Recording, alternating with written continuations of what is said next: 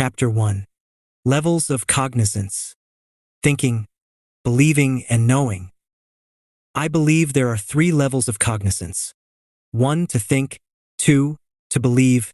3. To know. The journey from thought to knowing. Human understanding progresses through 3 distinct levels: thinking, believing, and knowing. These levels are not only intellectual exercises but deeply transformative spiritual processes. At the foundational level, thinking engages the mind, allowing us to reflect and analyze ideas. It prompts us to question what we are taught, exploring possibilities while balancing multiple perspectives. However, thinking, while critical, is only the starting point. Believing represents the next stage, a more personal and spiritual investment in something beyond logic and proof. To believe is to trust in what cannot always be seen or fully explained. Belief carries emotional weight and shapes our identity, but it remains a step removed from full understanding. Knowing transcends both thinking and believing, rooted in personal, lived experience. When we know, we embody the truth we have discovered through direct encounters. Knowing transforms how we perceive life and ourselves, as it shifts from an external pursuit of truth to an internal, experiential understanding. 10. The story of the 3 seekers, a parable of thinking, believing, and knowing. Once, in a land where the stars hung low, 3 seekers embarked on a quest for ultimate truth. Each believed that hidden treasure could only be unearthed by one who understood the secret of the universe. The first seeker, a scholar, declared, "I will think my way to the truth." He spent years studying texts, theorizing, and contemplating, but despite his deep knowledge, he remained distant from the treasure. Thinking kept him trapped in the realm of ideas, unable to reach beyond theory. The second seeker, a devotee, trusted in belief. "I will believe my way to the truth," he proclaimed. His faith was strong, and he never doubted his belief, but the treasure remained beyond his grasp. Belief, while powerful, was still a shadow of the full truth. The third seeker, a traveler, resolved, "I will know the truth through experience." He crossed valleys and mountains, encountering suffering and joy alike. With each experience, his understanding deepened, and he eventually realized that the treasure was within him all along. Knowing came through life's journey, not from thinking or believing, but from living fully and directly engaging with life. Interpretation and reflection. This parable illustrates the 3 levels of cognizance. The scholar represents the intellect, which relies on thinking and logic. While necessary, thinking alone keeps us at a distance from true understanding. The devotee symbolizes the power of belief, which serves as a foundation but is not the final destination. Belief can point us toward truth, but it is not truth itself. The traveler embodies the synthesis of thought and belief through the lens of experience. Knowing comes not from abstract theories or blind faith, but through lived experiences that shape and reveal deeper truths. 11. This echoes the teachings of many spiritual traditions, where enlightenment is not found in books but through direct engagement with life, meditation, and compassion. Ancient wisdom and human experience. The concept of moving from thinking to believing to knowing can be found across various cultures and historical teachings. In Plato's philosophy, the distinction between doxa, opinion, and episteme, true knowledge, reflects this journey. Plato likened belief without true understanding to prisoners mistaking shadows on the wall for reality. Only through experience and reflection could one reach the truth, much like the journey of the third seeker. In Sufism, the mystical branch of Islam, the journey from ilm, intellectual knowledge, to yaqin, certainty, to irfan, direct experience, mirrors this progression. Sufi mystics emphasize the move from outward knowledge to inner, experiential knowing, where one experiences the divine presence firsthand. In Taoism, Laozi writes in the Tao Te Ching, "Knowing others is intelligence. Knowing yourself is true wisdom." Wisdom comes not from intellectual striving but from living in harmony with the Tao, a way of knowing that only unfolds through experience. Across these teachings, the journey from intellectual understanding, through belief, to direct knowing is a universal path. It reflects the human longing for deeper truth and meaning that transcends both thought and belief. 12. A hymn to the three paths. O traveler of the endless road, you who think, you who believe, seek not the treasure through thought alone. For in the mind, the truth deceives. Belief is a light that shines from afar, a steady flame that warms the night. Yet belief is not the morning star that guides the soul to true insight. Only in walking the path of life, through joy and sorrow, day and night, can one come to know the eternal way and find the truth in the heart's own light. For the truth is not a thought to hold, nor a creed to be declared. It is the treasure found in the soil of the soul, in the garden that you've always shared. 13. Application, moving toward knowing. In our lives, we may find ourselves at different stages, thinking about certain ideas, believing in others, but knowing only a few. It's important to recognize where we are in this journey for each aspect of our lives. For some areas, we may still be in the thinking phase, questioning and analyzing. In others, we may have reached belief, trusting in principles without full proof.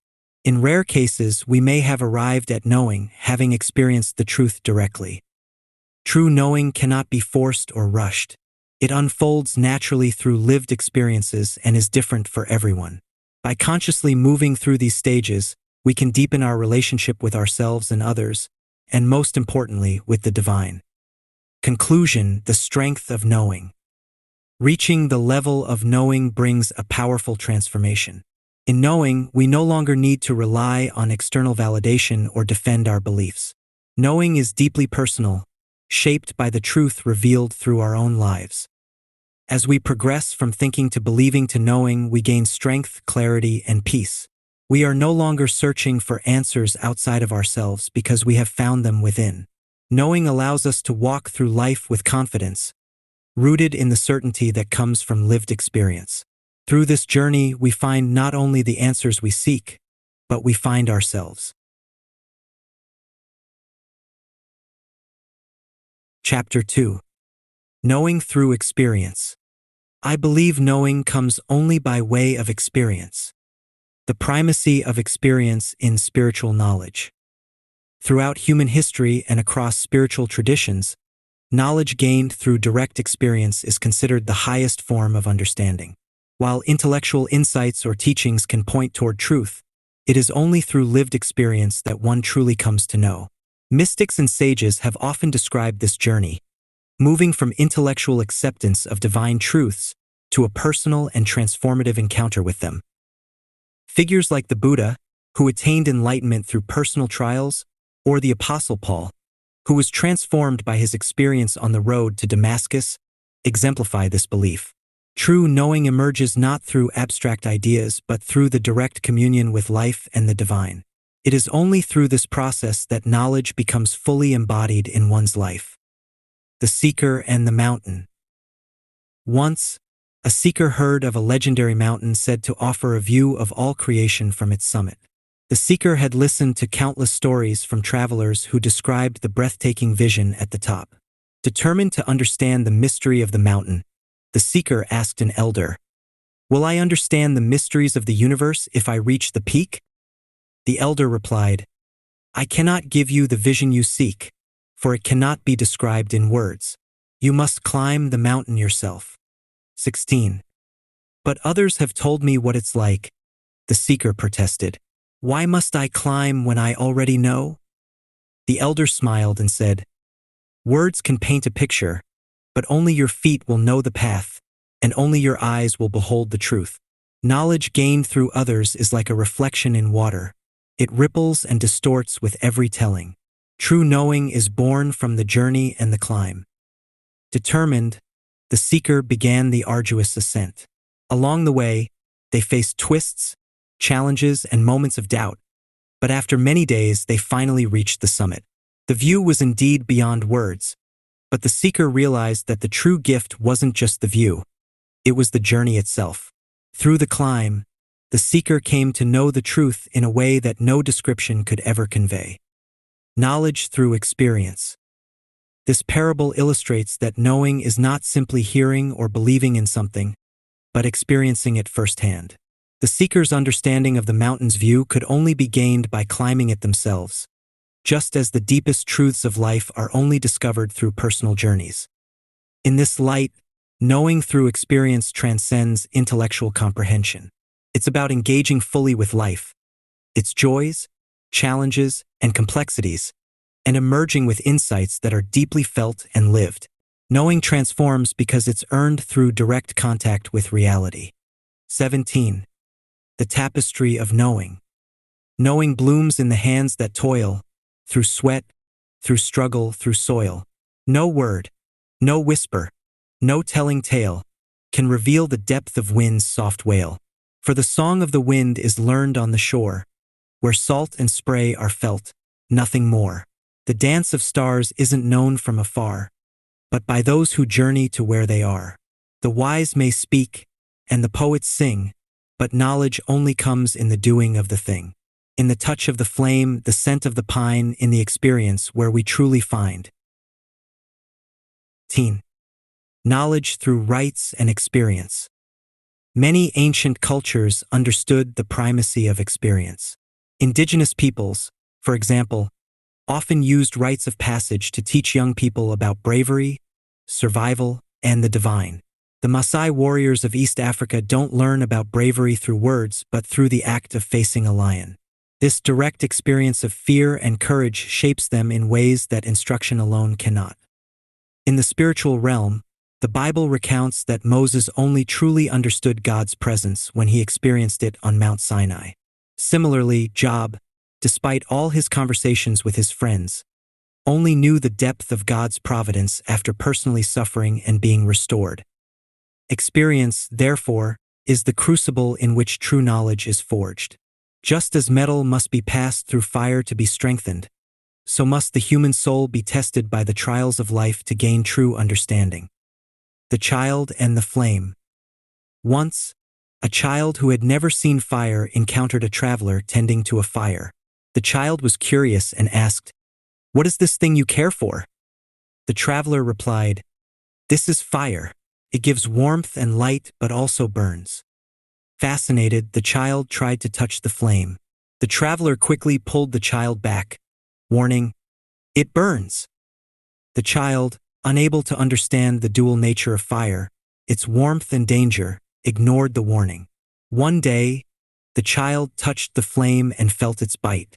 Though painful, the child now knew fire in a way that no amount of explanation could teach. Through this experience, the child learned, to truly know a thing is to experience it firsthand. 19. The path to knowing through life's journey. The belief that knowing comes only by way of experience is rooted in the understanding that intellectual knowledge, while valuable, is incomplete without personal, lived experience.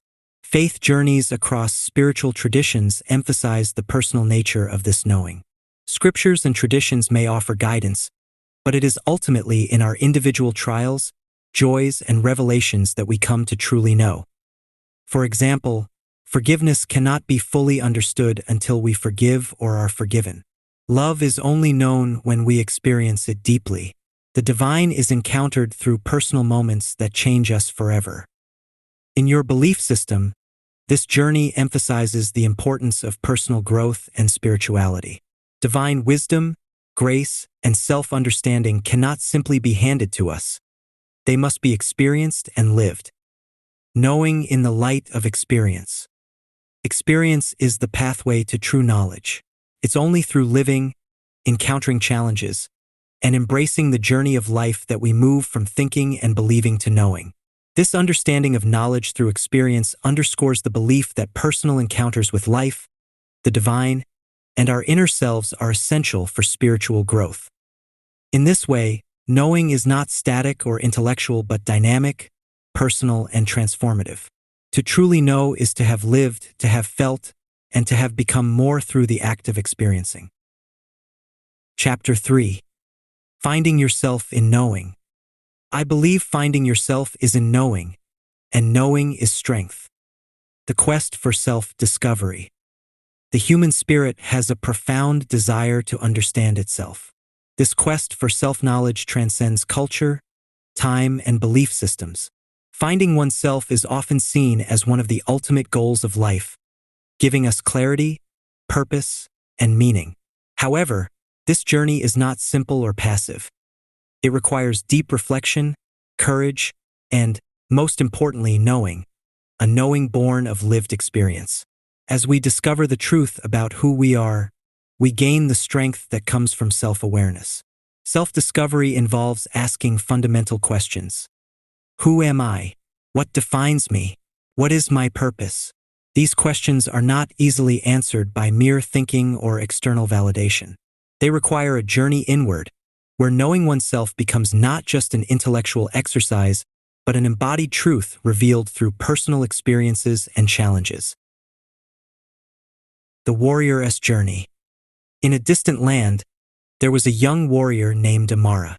She had heard tales of a magical sword, hidden deep in the mountains, which was said to grant unimaginable strength to anyone who wielded it. Many had attempted to find the sword, but most failed, perishing along the treacherous path. 22. Determined to find the sword and gain its strength, Amara set out on the difficult journey. She faced harsh weather, wild beasts, and daunting cliffs, each challenge testing her resilience. As the days wore on, she began to question herself. Was she strong enough for this quest? Would she ever find the sword? After many months of struggle, Amara reached the cave where the sword was said to rest. But when she found the sword, it was old, rusty, and dull. Disheartened, she shouted in anger, "I've come all this way for nothing. Where is the strength I was promised?" An old sage appeared from the shadows and gently said, "The sword was never the source of strength. The strength you seek is already within you.